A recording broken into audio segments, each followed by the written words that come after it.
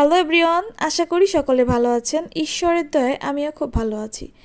আজ তৈরি করব আপেল কেক, তাই ডিম নিয়েছি 2টা, চিনি এবং স্বাদমতো লবণ। আপেল গ্রেট করে নিয়েছি, আপনারা চাইলে আপেল কুচি অথবা ব্লেন্ডিং করেও নিতে পারেন।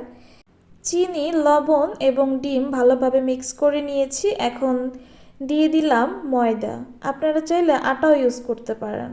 ভালোভাবে মিক্স করার পরে দিয়ে দিলাম আপেল এবং সমস্ত উপকরণগুলো ভালোভাবে মিশিয়ে নিতে হবে।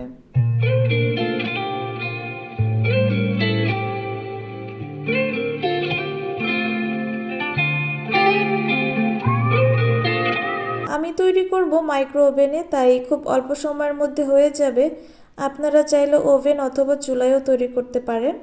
700 টেম্পারেচার দিয়ে আমি 5 মিনিটের মতো বেক করে নিব। অল্প কিছুক্ষণ অপেক্ষা করে দেন আমি আবার বেক করেছি 4 মিনিটের মতো। দেন বের করেছি, দেখেন কত সুন্দর হয়েছে এবং অনেক সফট আর খেতেও অনেক বেশি ইয়ামি ছিল।